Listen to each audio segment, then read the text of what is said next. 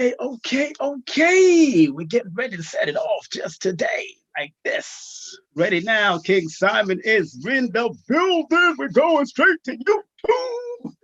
All right. I'm full of energy. I'm full of fire. I'm ready to go in. I'm ready to go in. I am excited. I am excited. I am excited. I am excited. I am excited for the couple that I have on today, family. But first, before we talk to this beautiful couple, before we talk to this beautiful couple, let me make sure that our levels are right. Let me make sure that the volume is good. Make sure that the audience can hear us. Hold on, dealing with this Zoom thing. Okay, dealing with this Zoom thing. Zoom. I want to zoom. I used to watch that television show when I was young. Me too. I know, right? I know, right? I got stuff Yes, in yes. Steady Valley. I know, right? We telling Zoom. And we telling our age. We're telling our age. This is not good. But okay. Well, I think we're live and direct. First and foremost, before I get into this interview with this beautiful couple that's going to be with me and the rest of the people on November the 10th at St. Francis College as we celebrate 24 years. Gonna be hot like fire, 24 years. And as a matter of fact, I did it on this day for a reason. And I'll talk about that as soon as I pick up. Okay, this coming weekend, those that are out there, family, those that are tuning in, this coming weekend, we will be at the 2020 Ascension Conference with my brother Black Magic 363, brother Rich himself. I am, of course, one of the people that is handling the vending. Only got like 8 tables left. The place is gonna be packed out. That's how we do it over here in New York, especially with the lineup that he has. He has, of course, Gano Grills, Sri Master Gano Grills, Billy Carson, Red Pill and Blue Pill. That's gonna be live and direct and live performance by Cambada. Live performance by Black Magic and Red Pill and Blue Pill. Remember, you want tickets, make sure you go to 2020 Ascension Conference.eventbrite.com. That's 2020 Ascension Conference.eventbrite.com. It's all happening at St. Francis College. That's 180 Remsen Street in Brooklyn, New York. And if you want to vend, you got to text me, people. You got to text me at 347-496-1022. Let me say it again, slower for those that are slow. I'm going to say it to you. 347-496-1022. Man, it's gonna be off the hook. And as a matter of fact, next weekend I have like 2 different events. I'm gonna be speaking at one, and then of course I'm producing my 24th celebration. That's why I got this beautiful couple up here. I'm gonna read their bio real quick before we get it all in.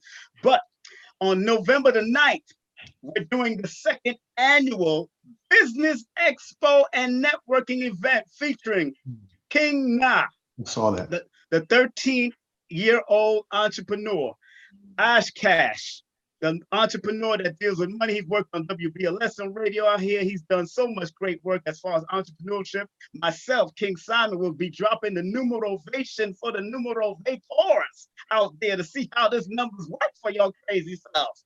Also, we're going to have live performance all happening Saturday, November the 9th from 2 to 6 p.m. at the world famous Alhambra Ballroom. Alhambra Ballroom is located at 2116 Adam Clayton Power in New York City. Adam Clayton Power Jr. in New York City. So make sure you go and get those tickets from my brother Quasi, who's going to be in the building. And that's secondbusinessexpo.eventbrite.com. Secondbusinessexpo.eventbrite.com. Now, for the main event, November 10th.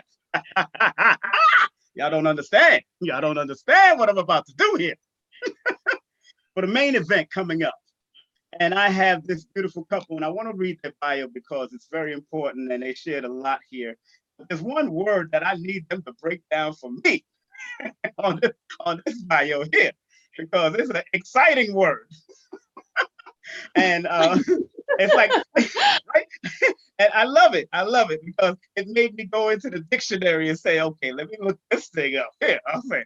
But we have Montsho and Nwasha Edu, authors, speakers, relationship coaches, entrepreneur. Montsho and Nwasha are the authors of several books, including Akoma Day, guidebook into the sacred science of soulmating and cultural alternative to Valentine's Day. You heard? And you are what you cheat. Interesting. The guidebook into understanding and overcoming infidelity. They've been featured as diversity and relationship experts in national and international media. The Edus are the creator of Akoma Day, the cultural alternative to Valentine's Day, currently celebrated in 13 countries and more. Let's go, let's put that and more, because it's going. And they are dedicated to advancing the global state of personal and social relationship through the practice and celebration of the autochthonous culture. That's the word I want to get. That's the word I want to get. Well, we got that word. Now, starting with that, welcome y'all. I want to welcome y'all. I want to say, yeah, welcome y'all. Welcome y'all. Thank you for having us. We're excited. It's a pleasure. Yes, and we're definitely excited to be a part of all the good things you're doing. The 24th anniversary. That's dope. It's big things going on, you know. So, big things are going on. Big things are going on. Yeah. So we're excited to be a part of it. Well, you know, my brother, I did it on this day because this is a Friday. Friday is also in numerology is equivalent to 6, and 6 deals with love, harmony, balance, truth, justice, reciprocity. Also, my day that I'm doing it on, November 10th, is also equivalent. It's equivalent to the number 6 personal day. So it's also dealing with love. And then, of course, it's my 24th anniversary. Of course, 2 and 4 equals 6 is all about love. And because y'all are the creators of the Akoma Day, I said I had to have him up there. I had to have him up on this. That's right up our alley, you know. Exactly. We teach the art and science of Black love culture, and so you know, anything that's dealing with love is dealing with us. So that's right up our alley. That's why I did it on that day. And that word, I wanted to deal with that word first. What does that word mean? And please pronounce it better. I think I put it up. Say that. Autochthonous. Okay, great. And what does that mean? That is just another way of saying original. Okay. So we are the autochthonous people of the planet. We are the parent people of the planet, and it's time for us to take our place as the leaders of humanity. Okay. And we are not going to be able to do that with all the disciplines that we have. You know, the seed of nationhood, the seed of family, the seed of rulership is the relationship. And so right now our families are 72% unmated homes, right? And we can't really flex our financial, our physical, our spiritual muscle when we're individuals fighting a system. So a family is the system that we need to build nationhood and to protect our interests and our assets. And so the seed of the family is the couple, and we're having a lot of challenges around that issue. So, you know, that's part of it. That's a big part of the work that we do. Now, thank y'all very much for explaining that to me. The dictionary gave me some lame explanation, but I like how you broke it down.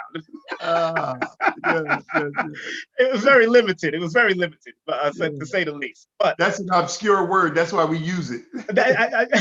You don't hear it a lot. It sticks out. Exactly. It really stuck out to me when I read the Bible. I said, "Oh, wow!" You know, and I like to study words, and I got multiple dictionaries and etymology dictionary. I was like, look at this word. I got to use this. Right. But how long have you two been married? If Nwasha, you want to answer that question? How long you have been married? We have been married for 13 years, but we've been together for 19 years. 19 years. Wow, that's a strong number. That's a strong number. That's a strong. No, some of us can't even last for 19 minutes. I know how this thing works. Right. 19 days. Believe me, I understand. I think my longest marriage was 6 years. I gotta be honest. I went through it. But you know, what's so interesting that I was talking to you or texting you in while I was in Indianapolis with Dr. Africa. And then all of a sudden, as between the texts, I went to his library and your book fell out in front of me. Right. You told me that story. To That's show you amazing. how the spirits work, how the spirit work. And we was going back and forth and dealing with what we had to deal with. And I was like, okay, obviously this book fell out in front of me for a reason. And I said, all right, let's do this. Let's not make no games about it. Spirit works very well for a reason, because Dr. Africa has a big library. Big library for that book to fall out of. And I was going into a closet, mind you, and then he has libraries of books in the closet. That book fell out right in front of me on the shelf. It's divine order. It's divine order. You know, Dr. Africa is one of our personal jegnas. You know, he has taught us directly for over 20 years. You know, along with Queen Afua, Baba Haru, Infudishi, Ashra Kwesi, Moreira Kwesi, Dr. Frances Cress Welsing before she ascended into the ancestral realm, Maladoma Some, and Sombofu Some.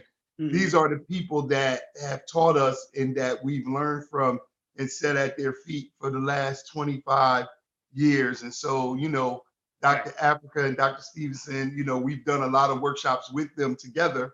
And you know, we just love them. And you know what I mean? So like if you was there and that happened, that's divine order. That's the way we see it. And they love y'all too. Believe me, they love y'all too. They show love. He gave a lot of kudos to y'all and what y'all doing and what you've been doing. You know, he really loved. Every year we do a celebration, and we do a Akoma Wings Award for lifetime achievement, and I think Dr. Africa got the second one. It was some time ago, maybe like 2010, 2000, something like that. Yeah. But he was here. We had, oh man, he came and stayed with us. We had a great time with him and Stevenson. So you know, it's been a few years since we've seen him too. But that's my man, 100%. He's looking good. He's looking real good. If you go on his YouTube, Dr. Africa, you just see a live. When next time you get to check it out, he just did it. He's sitting down. He's taking care of himself, as you can see. You know, he's all about. He's official, 100%. He mean that stuff. When I'm out there, he's running every day. I'm like, whoa, go ahead and go work out. But you know, on November 10th, we just the theme of the event is health, wealth, love, spirituality, and mathematical thinking into the future. And I believe that why I chose to deal with a great couple like yourself and also KT, the arts degree, and his beautiful wife. Y'all are really the main couples there. Abundance Child and Joshua are not couples. They're just added addition. I just wanted to keep the balance between male, female, male, female. But what's so interesting is that I feel that y'all epitomize that whole health, wealth, love, spirituality, and mathematical thinking of the future. When I say those words, what comes to your mind? Any one of you could answer that question. I think that it's the idea of living holistically. So a lot of times we are just focused on one facet of our lives, which is one of the reasons why relationships are such a challenge, because you know, it's like we have a short attention span right now, a short or a low level of bandwidth. So I think when we're really just talking about living holistically, it really encompasses all of those things. And that's a challenge for us in this time that we're living in, you know, with as many distractions as we have, and also without the right information. So sometimes we think we're doing something, we think we have mathematical thinking, we think we're being having a good balance between our emotions and our thoughts, but it's not always the case. So for me, I think like really putting that all together for one day and one focus and in one place is just an example of holistic living, which is what we all really need to be striving for. You know, for me, I think of culture, holistic culture. You know what I mean? We're definitely sick. So, you know, when you talk about health or when you talk about spirituality and wellness, you're talking about the totality of a culture. And, you know, we just sick. You know what I mean? Like we have dis-ease, like as Dr. Africa would say, not a disease, but we're not at a state of ease. And some of the things that we're vexed with would be a lot easier if we had our culture in tow. So you know what I mean? Like we often say it's not like raising children or being healthy or especially being in a relationship comes with a handbook, but it does come with a handbook, and that handbook is your culture. And when your culture is decimated the way ours is, we don't have the playbook, the handbook to make things that would be normal and natural for us have now become very, very difficult and unnatural. So, we just bugging. We're outside of ourselves, in a lot of different ways that really goes against our nature. So we fighting ourselves. So, health and wellness, it's all culture, it's all love. Those that are just tuning in, thank y'all for coming in to King Simon Presents on YouTube through Zoom, of course. This is the second couple. This is the second couple I've had. This is the first time I'm really, yesterday was the first time I did the Zoom thing on YouTube. So this is the first time I'm really adding on people to it.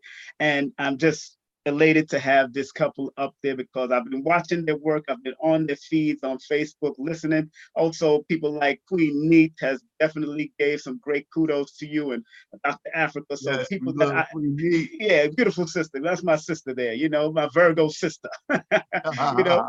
So but what's so important to me is that just letting the audience know that we're with Montsho and Nwasha. I want to make sure I pronounce that name right. And we got different names, We hear everything, bro. So you're doing excellent. We hear it all. Thank you. I'm trying to keep it right.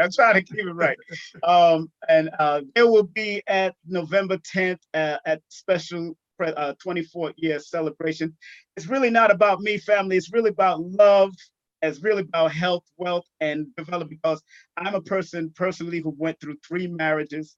And I know, because I didn't see my mother and father have a steady marriage, I know some of that has rubbed off on me, and I can admit that. Also, it will be in my autobiography coming out in a few years, but that and I had to deal with that. And I had to forgive my father because I was only hearing one side of the story from my mother's side, and I didn't hear my father's side, but I had to learn to forgive. Now, what you teach in the Akoma school or the Akoma House Initiative, is forgiveness a big thing in your school, in your initiative? Oh, yeah. The holiday that we created, Akoma Day, it has 7 virtues and 7 principles, right? It's celebrated 7 days from February 14th to February 20th, has 17 cultural symbols. But in the virtues, there's essentially 7 sevens in Akoma. But in the virtues, the final virtue is forgiveness, because for us to build relationships, we have to have forgiveness. And what you said is really profound, because first of all, I give you much love and respect because you were married 3 times. Yeah. Most of us, we become so jaded when relationships don't work. We don't see the value of doing it again and again and again. I remember when I was in Brooklyn and I was going through initiation with Divine Sacred King Man at the legendary Smai Tawi with Baba Haru. Yes, on Kingston. And one night we were talking about Elizabeth Taylor. So it's 30 brothers in the room, and we was talking about how crazy it is that somebody got married 9 times. And so we talking, we was younger back then. We think we know what we talking about. So Baba Haru let us speak. And then he just came in with that profundity that he has. And he said, it's more honorable for a woman to get married 9 times than it is for a woman to lay with 9 different men and never be married. And the room just was quiet. And he went on to break down why it's important to believe in an ethos and believe in the institution of marriage, and to enter into it again and again if you fail, because it's what, from our paradigm, from an African-centered paradigm, it's what completes you. But forgiveness is a big part of that. And what we find in our work as counselors in our firm, when we're working with people, the biggest problem that people have with forgiveness is because they don't know how to operate forgiveness in themselves. So like if you learn how to operate forgiveness in yourself, it becomes the template for the way you forgive others. And your forgiveness is much more pliable and flexible when you're dealing with people, especially people who you have been in an intimate relationship with. those people that are closest to you, your friends, your family, and your intimate partner. If you can practice forgiving yourself, you can forgive others. And so that's why that's the seventh virtue of Akoma Day. And it's in all our work. Forgiveness. Forgiveness is a big thing. Right, right. Well, and from a woman's perspective, because sometimes it's harder for different, men and women feel differently. So I want to hear, and I realize that, and sometimes men are a little bit more sensitive than women. I've noticed. Yeah. Sometimes. Yeah. Oh, she said sometimes. I'm kidding. Because I used to be on New York radio on WWRL 1600. I was a radio host there for many years. That's where Frankie Crocker started, Gary Bird, all of them started there. So those was my judgments, so to speak. Those was my teachers back in the day, and I was in there during the 2000s. So what's so interesting about what being on WWRL at that time is that I remember being with Dr. Jeff Gardier, the psychologist. Okay. And he said he'd been on television, did all this thing, and he said, and I said, no, man. I told Doc I came in raging. I was young. I was a little young fire. He said, I was still married and going through my problems with my wife. And I said, no, Doc, she's trying to take me to child support and all that. That's what I said. And he said, brother, give it to her. And my ego was like, nah, she should have talked to me first. She shouldn't have just threw me in there like that. But my ego was like, Doc. He said, no. He said, King Simon, give it to her. Give it to her. Believe me, save all the time. And I didn't listen. I got egotistical. Yes, I did. And then I started to get the picture. And I started to, because they started garnishing my check and everything else. Oh, that'll help you get the picture quick. Especially when you make it like 60 grand a year on a radio show. Like, right. It's gone. You can't even front. They're like, he on right now. So from you gave me from your perspective. I want to hear from how forgiveness is important from a woman's perspective. So please, Nwasha, please tell me that perspective, because me and my ex-wife is real good friends to a point that she lets me stay at her house in a room when I come to Georgia just to chill out and relax. That's how close we are. That's dope. That's a great place to be in. I think, one of the book that Montsho was talking about, Akoma Day, also has exercises in it. So beyond just being one of the virtues that you have to live by, we really talk about understanding your story, because so much of what we decide about relationships is based on when we're younger. There is a measure of forgiving your parents that has to happen. And as Montsho was saying, forgiving yourself, this is like a perpetual type of thing. So I think that the nurturing aspect, you have to have a relationship with your parents or whatever caregiver that models these things for us. Right. Otherwise, you're not going to be able to do them as adults. And a lot of times, because of we're just in a vicious cycle where our families are broken and our parents are in survival mode, even if it's not about literal survival, like you're eating, you have a place to live, but our emotions and our minds are in survival mode, where we're not always really telling our children how to live, so a lot of stuff is up for interpretation.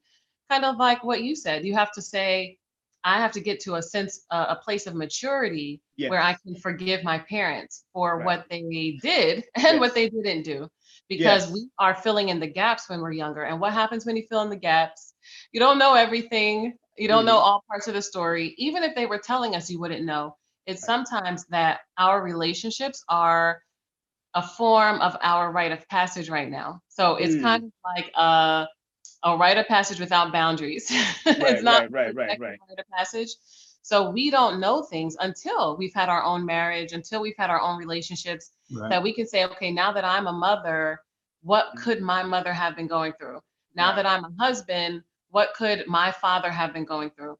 And we come to understand our parents if we take the time to be reflective. So that's when we're saying that you really have to have forgiveness, this is a daily thing, much like our ancestors were saying, the 42 laws of Ma'at, and you're saying this is on a daily basis. In the morning, what are your intentions? In the evening, how did you do with those intentions? we really have to check in with ourselves. Inventory. So that we can make sure that we are doing the best that we can, and that we are really bringing that level of awareness for the future. But also because even if we're not parents, literally, people are watching us. You know, so whether that is social media, at work, at the restaurant, like we are really the models for anyone younger looking at us. And our clients have told us this, you know, that when they were little, they were inspired by a couple they saw, or when, you know, they were younger, they were inspired by a movie that they watched. And those types of things really stay with you when you're young. So I think that forgiveness is a daily thing. And you definitely need to come to some level of peace with your story, whatever your story is, and use it, as the soul may say, you know, as part of your gift, part of your offering. So whatever it is that your parents have done, we always say, from part of our classical training and our clinical training, you could not survive if someone was not taking care of you. Because we're not like sea turtles. Right. Just making it to the ocean on our own. If you are an adult, if you're a teenager, someone had to care for you in infancy. So at the best of the, you know, the best, they did all that they could.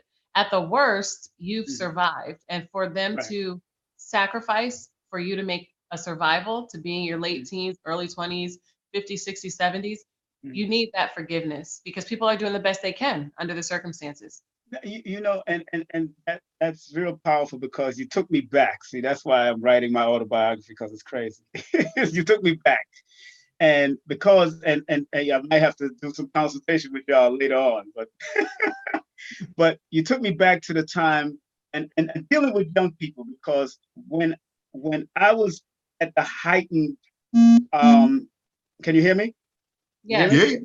When I was at the height of anger with my father, because I didn't know that one side of I only knew one side of the story. When they told me where he lived, in Flatbush, Brooklyn somewhere. I know where it is now, but at that time I didn't know exactly. But at that time I was rolling with certain people and doing certain crimes and doing certain things at a young age, coming out of Erasmus High School back in those days, doing my craziness. And I went to go and kill my father. I took a 15 shooter German Luger that a friend lent me back in, and I was 15 shooter, and I was 15 years of age. And I went to go take out my father. And when I walked up to Flatbush, I went left, and when I was supposed to go right, but the spirit kept me walking until I was tired, till I walked home and just put away the Luger. And to this day, when I finally confronted my father, and we had a sit-down meeting between myself, my sister, and my mother, because I wrote him a letter in blood. When I say blood, I wrote, he's a former Marine, so he understood when I wrote it in red ink and signed it that way. He understood why I did that. And that's when he contacted us immediately and needed to talk to me, because it was I needed to let it out before I move on, and because I had to get out of, you know, when you just need to clear the air. And we sat down, and when you're dealing with young people, how do I'm with the Akoma house, and how do you deal with young people that's suffering from that thought pattern? Because I even went to his half sister and said, "Did my mother and father really love me?" And I started crying. I mean, I'm getting emotional now thinking about it. And I started crying. It's real. Yeah, I think it's very real. You know, we deal with a lot of people, a lot of young people. So we work in schools. We have worked with as young as like 7 and 8 year olds, all the way up to, you know, college age. And you know, this last week we got an emergency call. We were working with an 11-year-old who has suicidal ideations, and he was thinking about killing himself, and he talked to his parents about that, and they reached out to us. But, you know, I mean, you know, again, for us, we try to create the holistic understanding for young people. First of all, that's saying that if you came here, if you exist here, your life has purpose. And although your parents are the vessels that brought you here, your purpose is really not necessarily connected to them from a spiritual place. In other words, you know, you came here to manifest a certain thing.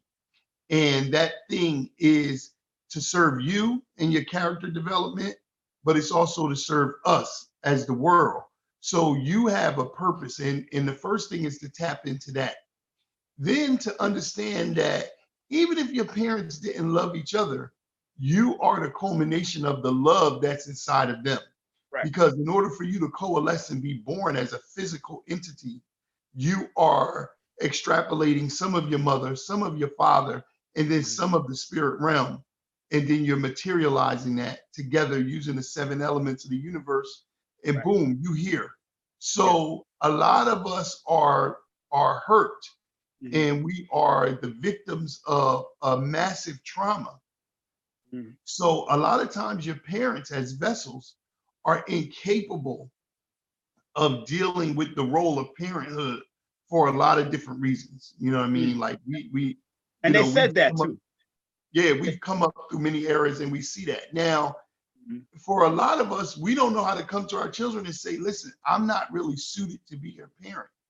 So let me either bring that community that helps us, you know what I mean? Like I'm of a certain age growing up where the neighborhood was just that. We had neighbors in the hood, you know, so you knew everybody by their family. And I, you know, a lot of Black people, we can relate to that. So you like, oh, you a Smith? Oh, you a Johnson? Oh, you the Turners from down the street. You know what I mean? You the Shabazz from up the hill. Everybody knew you by who you were, and you took a certain pride in that, right? As time went on and the family dynamic broke up, the neighbors left. And so now we just got the hood. And it's a violent, crazy place where there's a lot of dysfunction. And the dysfunction, we went from hiding dysfunction to normalizing it to celebrating it. You know what I'm saying? So it's toxic like that. And so the children growing up in that, and they don't see models, you know what I mean? The easiest way to really instill values in children is to live your life out in front of them. Because when you look and you talk to them about who do they idolize, who are the people that they aspire to be like, a lot of people, they don't even know them personally, but those people have become symbols of what they aspire to have. And so like Nwasha said, a lot of times when we ask young children in their room, how many couples are in your neighborhood? How many families do you actually see? And we usually get, it never gets to 3. It's usually like 1 or 2, you know, and that 1 or 2, when you ask them about that, they start, you know, they start really letting you know that this couple means something that the couple probably doesn't even know that they mean, because they represent the hope, because it's a lot of hopelessness. So it's individualized, you know, how you work with each person. But the start is really letting them know that their life has purpose. Yeah, I think like community, like Montsho was saying, community is so important for young people because they're living in a digital time where you can feel like you're community. part of community because you have 1,000 friends or you're connected to so many people 24/7, but you don't feel like you can really be authentic with anyone. And I think that, you know, we try to help young people time travel, you know, because you can get distorted thinking of the time that you're in right now. But we really try to help them time travel and say, what kind of parent do you want? Right? Because sometimes as parents, we're thinking about the wrong things. And I'm just going to say, I even still to this day do this. But I'm wise enough to know that occasionally I have to check in with my children and say, what is it that you would like me to do more of? And what I realize a lot of times when I ask them that question, it's so far from what I'm obsessing about. You know, like my daughter's answer will be like, play a game with us, read, take us for a walk. And I'm like, that's what you want, really? But that reality check is needed for parents, but we also give it to children or younger people and say, what kind of parent do you want to be? You know, because you have more control or more power than you think that you do.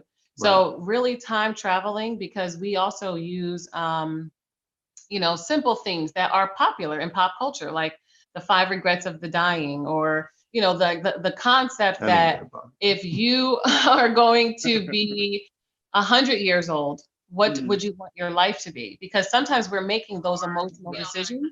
We have the ambition or the means, and we're like, hey, you know what? I'm ready to take somebody out right now, today. But if you time travel and say, what would my mom be like? What would my siblings be like?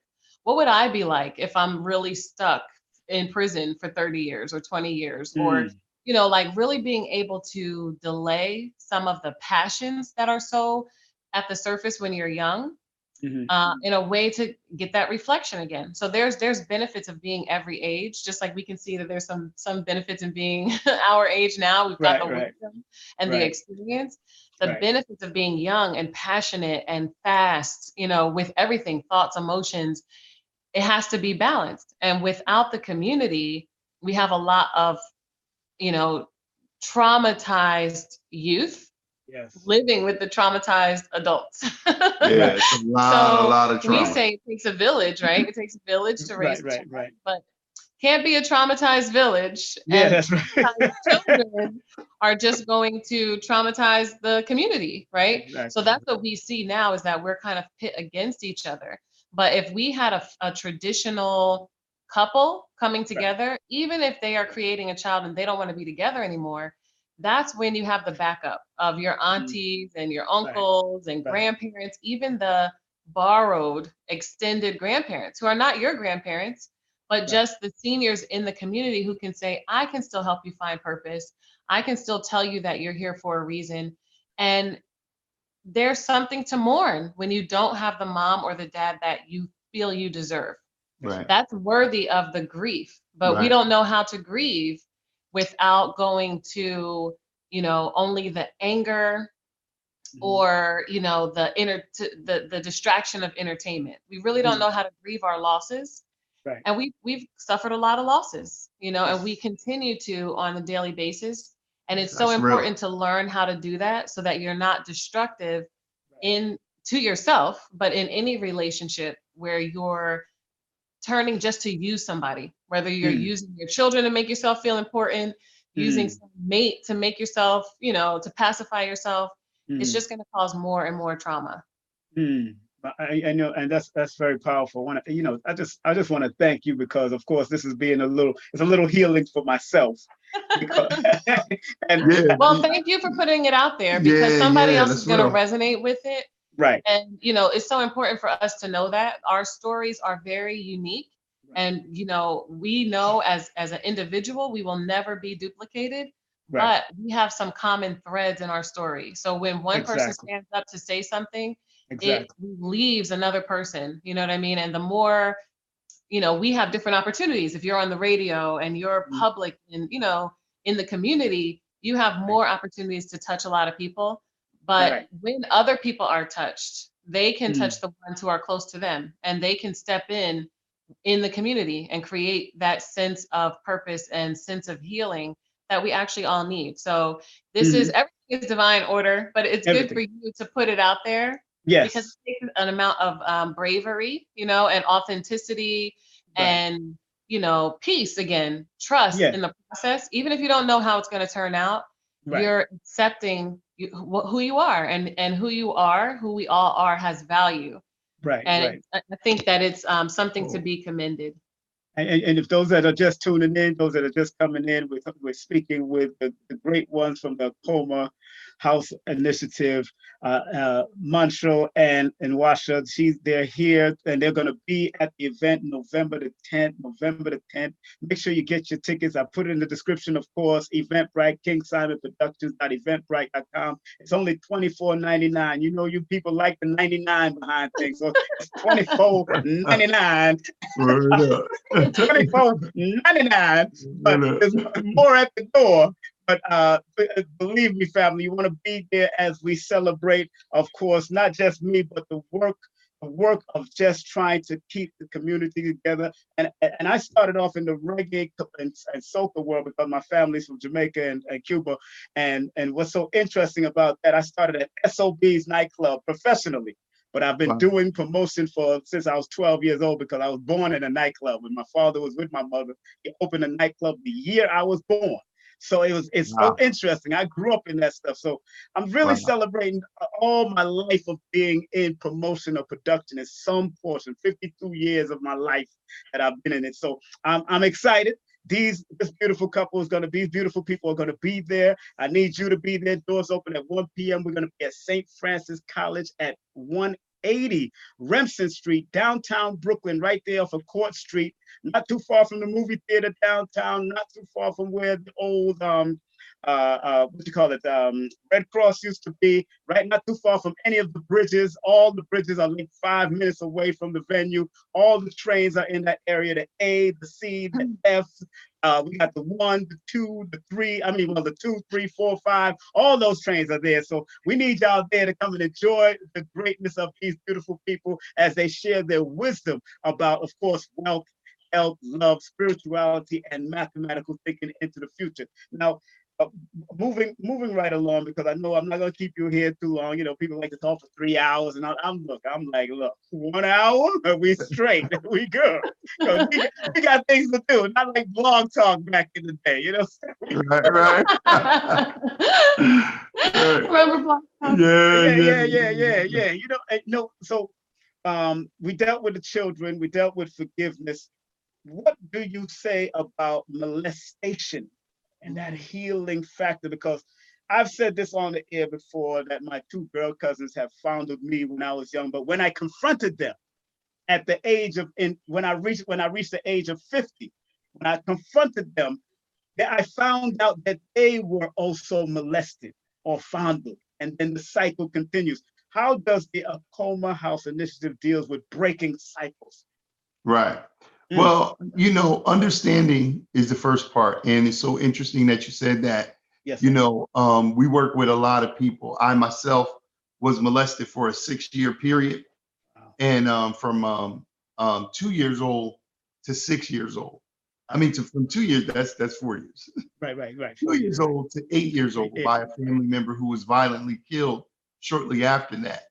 And, you know, repressed those memories. And I think of the 3 reasons that I do the work that I do, that's one of the main reasons that I do the work that I do, trying to make sense of that trauma and being introduced to something that was so bizarre and crazy to me as a young child.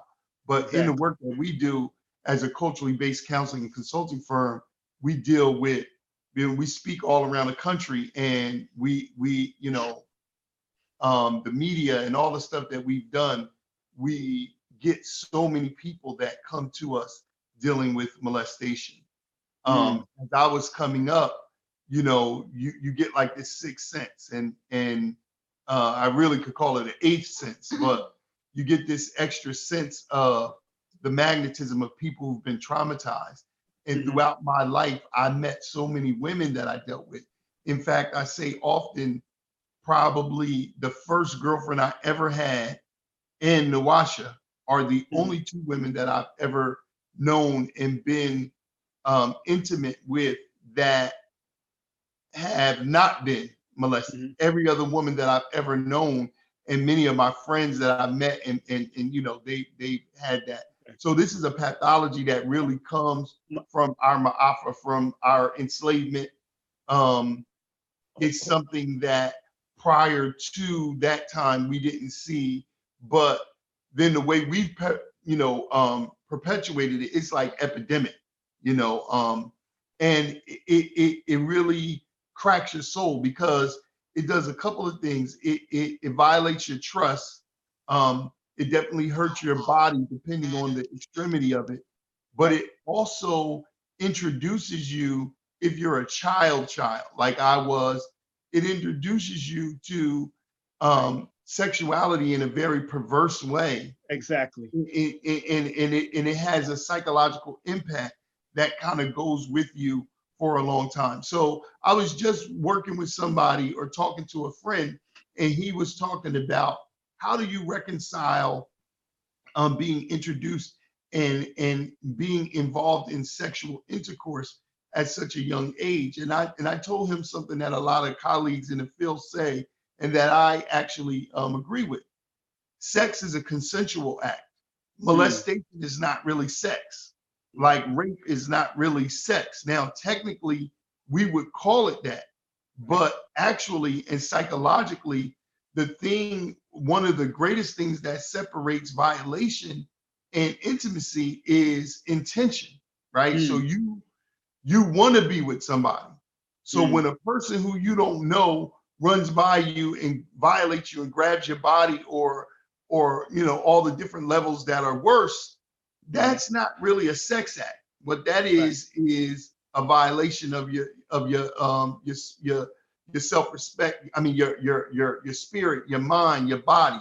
But it's not something that you are dealing with. But in short, we deal with a lot of people, and the cases are different. But I think, again, to kind of reframe the event to be an event that caused you serious pain and that broke you, to reframe that to become the point at which your life that you started to change and rebuild yourself, your self-preservation, your character, whatnot. And then the healing is multifaceted because it depends on, you know what I mean, like what a person is really going through. I have a client who, she was sexually molested as a young girl, and in her mind, she's not a prostitute. But whenever money gets hard, she just she told me straight up, like she finds sometimes we're in New Jersey, sometimes you'll see a truck of immigrants that is they working, and they may not be citizens in the country, but they're here and they're doing their thing. She told me she will just find a bunch of them and offer herself out to all of them. Wow. In one day, she told me one time that she had sex with like 40 people in one day.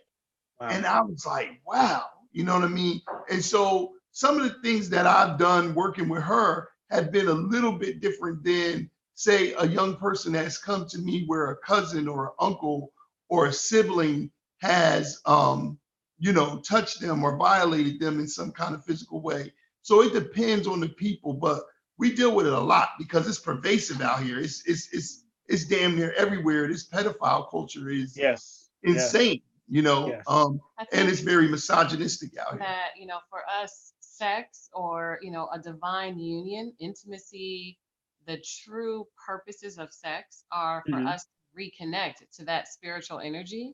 Right. And I think that in this time of a lot of trauma, it's a distorted obsession in a way. And what happens is we want to reconnect and we don't know how. So we're looking at sometimes the purity of children and the innocence as something that we can capture for ourselves, really like steal from them, because they're still so close to that spiritual energy.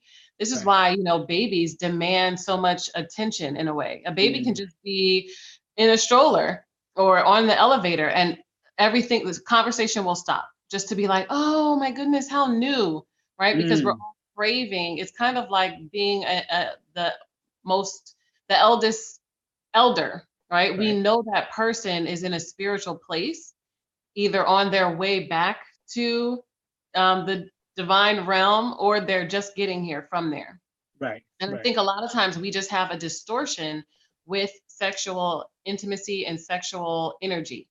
And it can, when something happens to you as a young person, it is something that you're constantly wrapping your mind around, that you, again, especially in the passion phase. So if something happens to you when you're a younger child, but then as a teen, as an adolescent, you're now trying to conquer what was how you were conquered, right?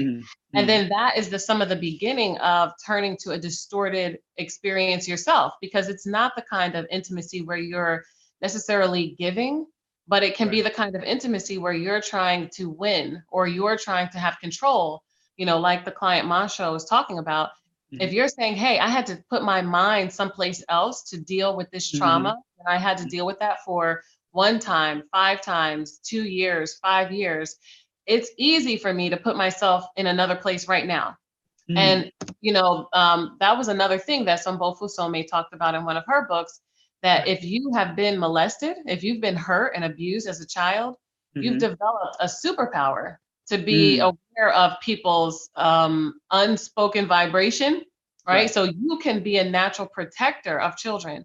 So, she talked about just the concept of turning everything into purpose and everything into a gift, even in this time of toxicity and trauma, that there is some way that you can feel empowered, even if it's for someone else. Sharing a story, really monitoring your own children. Right. That's what I do. Stepping up when you feel that the energy is not right, whether you're at the park, in a school, on a rec team, or sometimes your senses are going to be stronger because you've experienced a thing. Right. And it's unfortunate that it's happening, but the more that we can, say what we need to do because of people's personal experiences, and the more that we can get control over what sex is supposed to be, Right. then we can prevent another generation of children from going through the challenges that we have gone through. And I think, King Simon, the way you just shared, especially for Black men. So I have had the honor, the privilege, and the terror at the same time of, working as a counselor we're in New Jersey. I've been in every juvenile facility that New Jersey has, major facility, not all the smaller ones. It's like 22 of them. And I've been in almost every adult prison except for two. Right. From Trenton State Prison, which is now called Garden State Prison, which is New Jersey's biggest prison, all the way, Rawway, all of them, Bayside. I've been in all of them except for two. And I've worked with a lot of men who expressed that they were violated as children. And I started doing healing groups right as the 2000s came in. I was working with a lot of men. And, now when me and Nwasha go around and we do workshops about relationships and intimacy and sex and perversion and violation, a lot of times I share very openly, like you did, my experience of being molested. Man, a lot of times, when we leave, I remember the last time we was in Philadelphia, because I'm traveling a lot of times with my wife and my two daughters. Now it's three daughters. So it's, I'm out here doing my thing, but I'm really rolling with the ancestors, and I'm really, living with purpose. So I do what I got to do. So we moving around the country. We in Philadelphia. So I had shared this stuff, and it was very powerful, impactful in the room. We were connecting with a lot of people. And so we left. So I noticed after a while, it seemed like a car was following us, right? So I'm like, the girls had to use the bathroom and we couldn't find a place to go to the bathroom. So I was like, let's pull into this McDonald's right here. So we pull into the McDonald's, the car pulls into the McDonald's too. So I'm telling my wife, like, these people following us. I don't know who they are, whatever they, we made some money that night. I don't know, they're trying to get us. Right. So I get out. So I tell her, look, get in the seat, get in the driver's seat. I got the girls. If something go down, you just pull off, leave us here at, McDonald's. And we do what we got to do. So I come out, it's like three brothers, man. So like the girls get in the car, they jump out the car. So I'm like, oh, it's about to go down. They come up to me. They like, yo, brother Montsho, we want to talk to you. And I'm like, yo, what is this? What's up? And they said, we wanted to talk about, I never heard a man share his sexual abuse story. And, I was sexually abused. My man right here was sexually abused, and this brother right here. And we want to know if we could, work with you and, bring a healing group to Philadelphia. And we haven't gotten the group off, but I've been in contact with those brothers and started working with them and have made some major leaps. But I think that, like Nwasha saying, we give each other the license to say, yo, this is what happened to me. And it kind of liberates other people by saying, damn, yo, this happened to me too. Because what we're dealing with right now, I don't know where statistics are, but it's like 6 out of 10, they're sane. But the statistics are not that accurate because so many people like myself repressed. I didn't even remember my molestation until I got into high school. I started having dreams. And when I came and told my mom, she confirmed, like, yeah, this is what we found out was going on. And, you were very young, but I had repressed it. So you have some of those people. And then, of course, you have the people who were not sampled or the people who didn't want to disclose when they were sampled to say, did this ever happen to you? They say no. But like, for example, I I repressed. And then when I shared with my family, I found out that my uncle, who was the perpetrator, had molested like 6 or 7 people in our family. So, yeah, you know, that's what so happened. it's a real thing. So coming out like you just did, and other people sharing their story really liberates other people, and we can start to deal with it and then start working with some healing modalities so you can create a meaning that empowers you and you Right, can right. move forward. Right, right. Yeah, thank you very much, brother. That because I mean I've been sharing this story on certain platforms before. It's just that when it comes out in book form, that's when I know I'm still releasing. You know, and when Right, sometimes right, no doubt, these no doubt. these are things you have to release, man. I realize that, and then when you find out that your own relatives been molested by either uncles or cousins in the family, it's like, yo, I said, these are the same people, these are the same people you said we supposed to respect and show Right, honor. and love them. Right, right. Yeah, it's supposed to love them. But I didn't know all this. I didn't know my mother was molested. I didn't find out that. I found all that stuff out. So Right. you'd be surprised. But we Right. find out like in time. in Yeah. time. Yeah. So we got to normalize the conversation more, so Yes, people are yes. liberated earlier in their lives, because it messes with you a lot. Yes, it From your does. sexuality and what you get into and all of that. Like, we deal with a lot of people that they dealing with your fetishes, your fetishes and all of that. Like most definitely. pornography, it'll eat you up. It'll eat you up if you don't deal with it. I used to run the nightclubs for years. So, women, that womanizing attitude, I had that. I had a lot of that heavy. And I was throwing all types of parties. When I say all types of parties, the only type of party I never throw was a gay party. So it's the only party I never throw. Swinging parties, all the craziness. I've done it all. Good for you. Yeah, we had. Good for me, right? I had to let it all out. You know what I'm saying? That's in this book. No promotion is bad promotion. I do talk about it. And I got, but I'm not gonna keep y'all for too long. I just want to remind everybody, please tell people your websites. I want to know your Cash Apps, your PayPal, whatever they need to know. Right. We need to make it happen. We got a few things going on. We really want to encourage Black people. We got a stigma around counseling, right?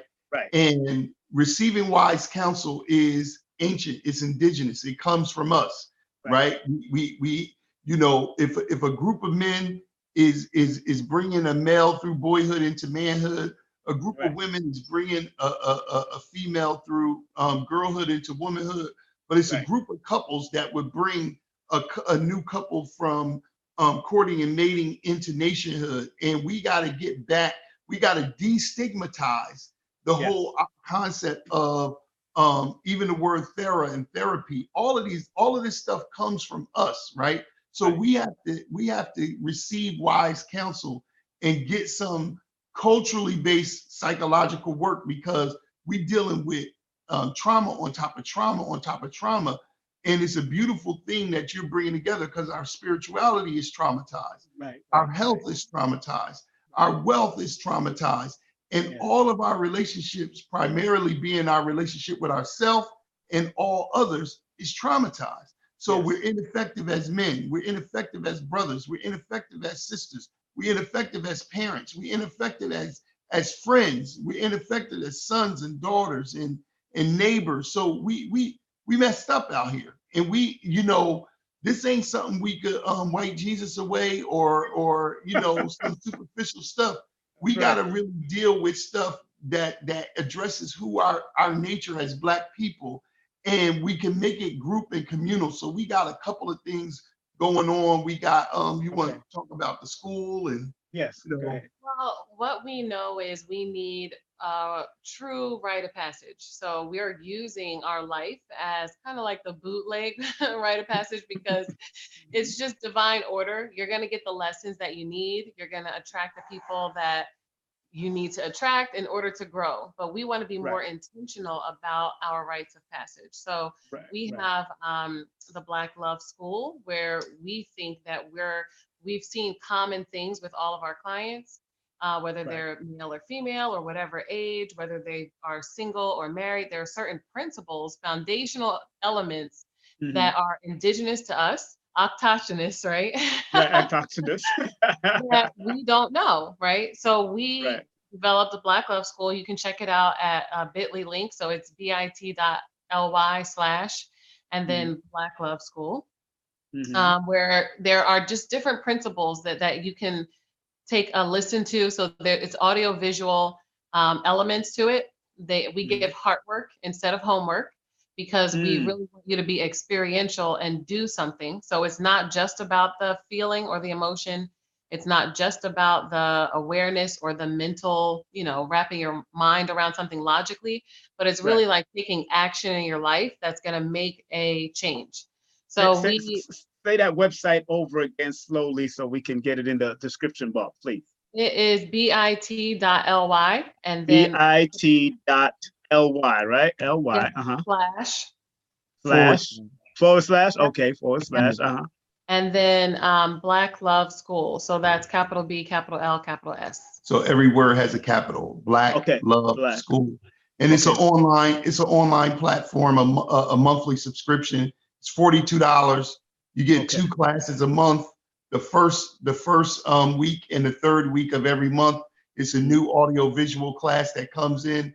The second and the fourth week of every month, you get a live call. The first live call is gender specific. So all the women are with Nwasha, all the men are with me. And then the fourth week of the month, the live call is co-ed. So we all together talking about the classes of that month and whatever is, coming up for us. right, So it's an online subscription, and okay, we made it $42 in reverence of Ma'at. But we right. really, it's a communal way that we could get some healing. And then of course you can work with us specifically. We do free consultations. Okay. Is that what you was gonna say? Well, yes, Go everything ahead. is a bit.ly link to try to Yeah, make it yeah, easy, yeah. We but made Okay. everything a Bitly link. um, Okay. So that's the right Yeah, link. yeah. We'll send them to. We but the other one that is so important that really helps you deal with everything in any kind of relationship is your ability to communicate.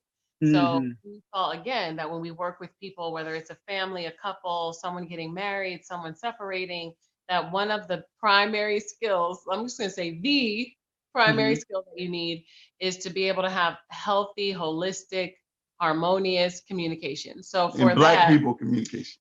right, because it's true. Because a lot of times we don't want to go to therapy because of the stigma that's rightfully received from when we've had those experiences. Right. So we have to understand that there is a cultural element. We know it, but Hmm. sometimes we don't know how to articulate that there is a cultural element. And what we Mm. are talking about is that mathematical thinking, the Right. science, the art and science of being an original person means Hmm. you have more available to you to really heal yourself. So we're Right. using a fraction of a fraction of a fraction of someone else's interpretation Of of our our stuff, sciences. right? So for Mm. communication, we really talk about, how to manage your thoughts, how to have purpose, how to be a good speaker, how to be a good listener, and then those nuances of male-female communication. And Hmm. that program is a bit.ly link. So it's Hmm. bit.ly Uh-huh. a slash and then all capitals, well, every word a capital, Okay. Akoma heart to heart. Oma So heart to heart. Akoma Okay. is Akoma, and Uh-huh. that is the Adinkra symbol that we call the heart. Right. So um, capital H for Capital heart, H. Uh-huh. then the number two, Uh-huh. then the word heart again. So it's Akoma heart to heart. Okay. And So this is that's H the, to H. That's H to H, right? Yeah. yes. Okay. I just want to make sure. Yep. All right.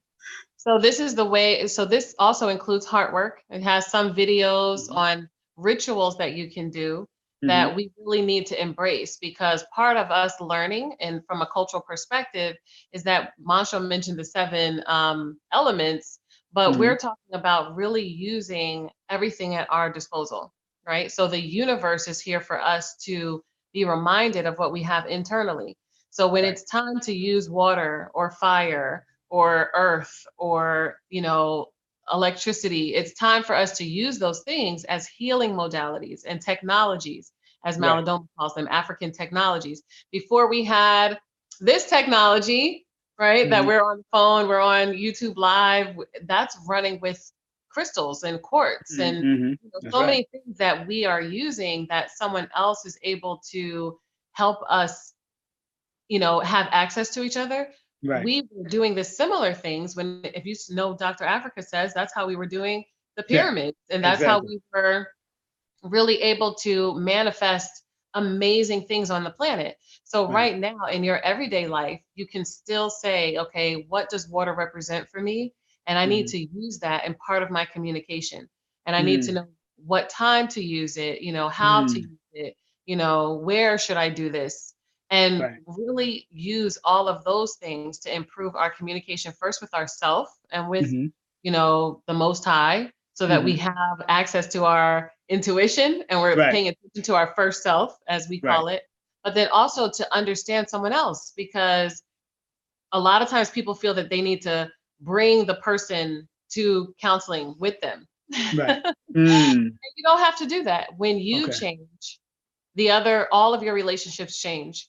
So we want people to know that if you work on your communication with yourself, if you work on your style of communication and elevate, whoever you are dealing with, you'll be better able to understand. You'll be better able to help them come up in their communication.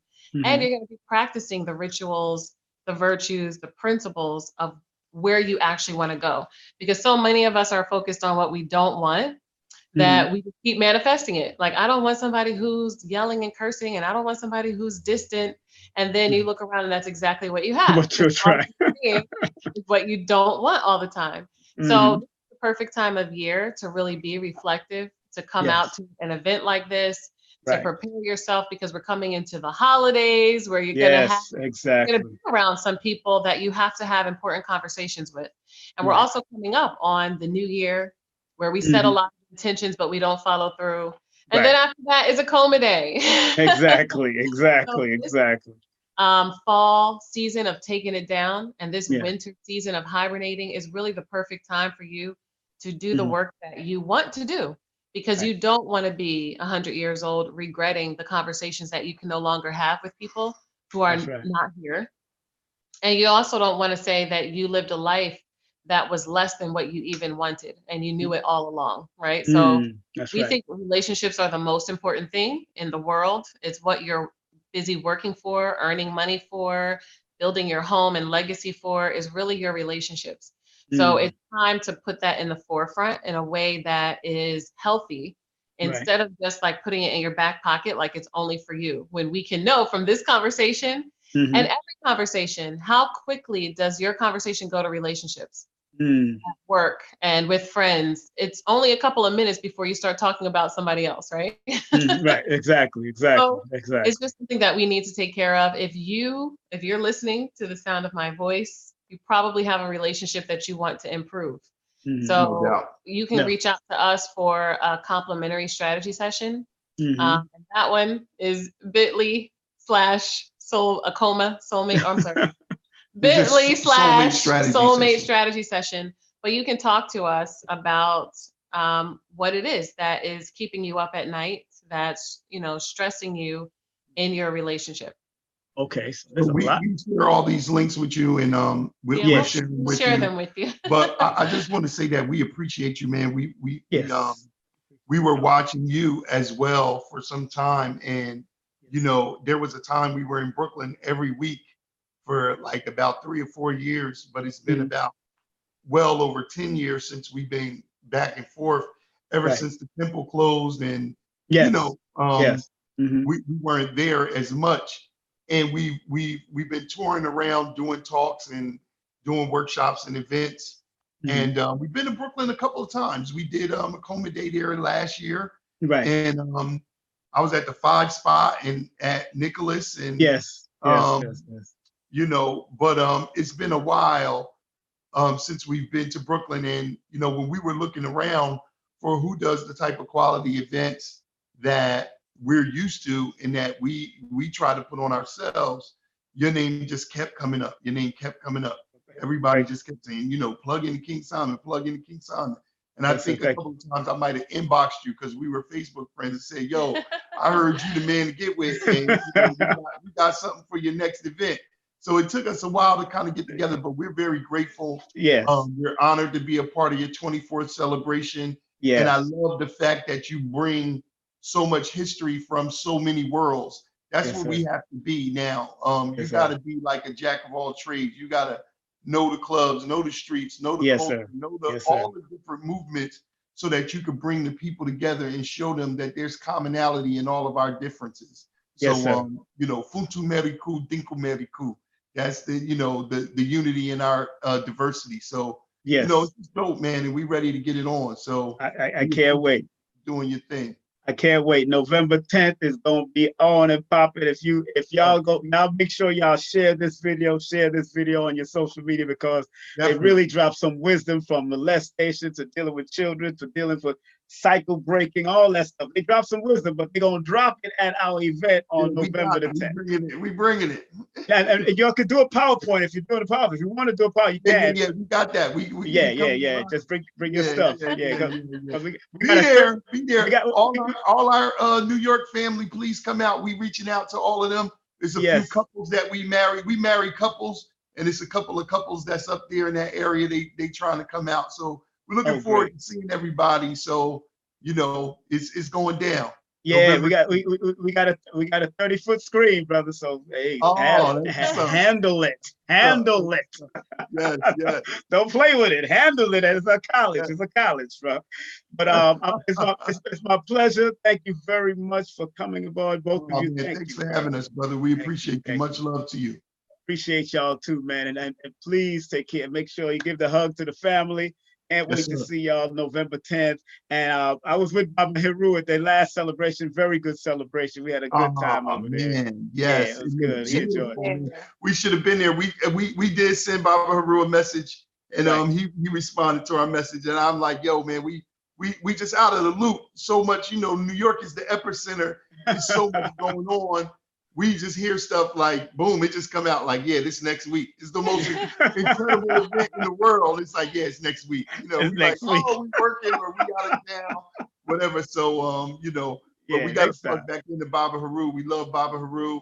And, you know, Divine Sacred King, man, first initiatory class, and Nwasha crossed over in 2002, 2003. So, you know what I mean? Sacred Woman. So, he's supposed to come through, so he coming through. I heard he said he want to come through. I got him on the guest list. Oh, that's dope. That's dope. So that'd be good to him and Sakara.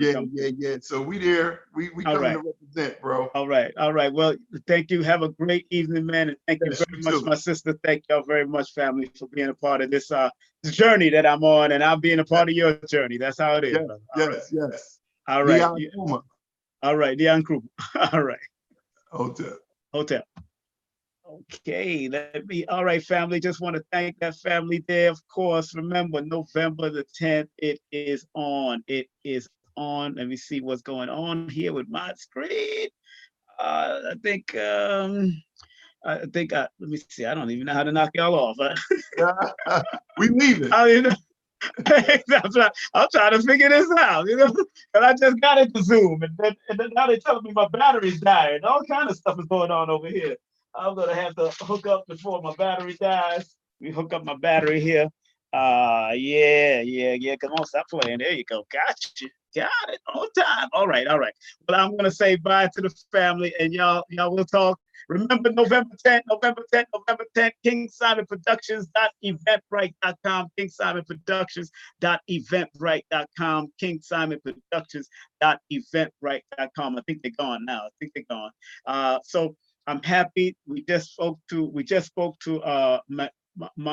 Montsho and Nwasha from the Akoma House Initiative. So I am happy we got to do that. We had a great time. And remember, family, it's all about the healing, That's why we're doing it on November the 10th. Get your tickets. And if you can't get your tickets, family, you can come to the door. Come to the door with the discount flyer. Make sure you show the discount flyer,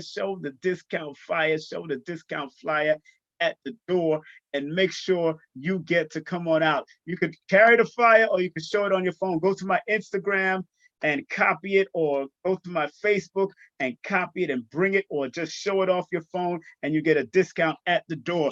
Young people are absolutely free all the way to the age of 17 years of age. And why I do that is because I got this knowledge at the age of 14. I got this knowledge of self at the age of 14. So if you can come on out and bring the young people, as long as you can keep them controlled, everything is fine. What's up, cuz? Gideon Block all the way, all there we are set. You know it already. Big up, big up, big up. And of course, just want to remind everybody, of course, this coming Sunday we'll be at the Ascension Conference. Make sure you get the tickets or get the live stream. I won't be live streaming on USA live stream. I will try to put it up on YouTube for a donation, but USA live stream, the brother that operates that, he will be going out of town. His wife booked the ticket for him and the family to go out of town. So I won't be live streaming. I more likely will be live streaming on YouTube, and I'm gonna see if I can set that up. And it'll probably be only $10, just a $10 donation to live for y'all to come on the private link on YouTube.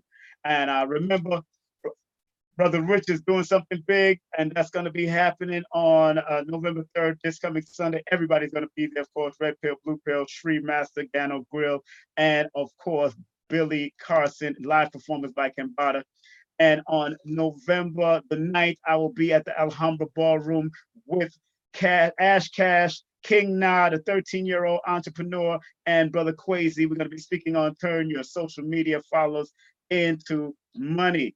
And that's going to be at the Alhambra Ballroom in New York City. And don't forget, we're closing it out on November 10th with KT the Arch Degree, the Oracle, his wife, Montsho and Nwasha, you just heard them, Abundance Child, and Joshua Sarah, with a special Cool News report by Nairobi Sela. Cool News report, live performance by Pharaoh Rising and Modesty, and it's going to be all at St. Francis College. You want to be there, and Abundance Child will be providing the good food. I will be interviewing Abundance Child on Monday, and I might get Joshua Sarah on Saturday. If time permits. If not, I'll get them on Tuesday and we'll make it happen. Everybody have a great evening, have a great day, have a great morning, wherever you might be in the part of this world watching this broadcast. And once again, I want to thank all of you for being a part of my journey. Remember, I'm celebrating 24 years in promotion and production professionally, but actually 40 years because I started at the age of 12. And like I said, I grew up in a nightclub. My father opened up a nightclub the year I was born. And then we went in. So that's 52 years ago. So have a great day, afternoon, or evening, wherever you may be. And like Marcus Garvey says, up you mighty nation, you could accomplish what you will. And remember, family, one aim, one destiny, one people. And the coronation of His Imperial Majesty is coming up November 2nd. I know November 2nd and November 3rd, they're doing big celebrations throughout Brooklyn. All the Rasta family, big up to the Rasta family. Them out there got a big coronation for His Imperial Majesty. I heard Burning Spear is going to be in New York City. Not Burning Spear, Bunny Wailer from the original Wailers with Bob Marley. They're going to be in town. Bunny Wailer is supposed to be doing a live performance, so enough respect to that. I can't wait to sit down. I might see if I can get over there and make it happen. One love, KingSimonProductions.eventbrite.com or KingSimonProductions.wordpress.com. Peace, and I will talk to y'all or see y'all at the conference this coming weekend. Good night. Let me stop this. No, stop the live. Lord have mercy. All right. All right. Let me stop the live. No, oh, you do this. Yeah. All right. Good. There it is. Later.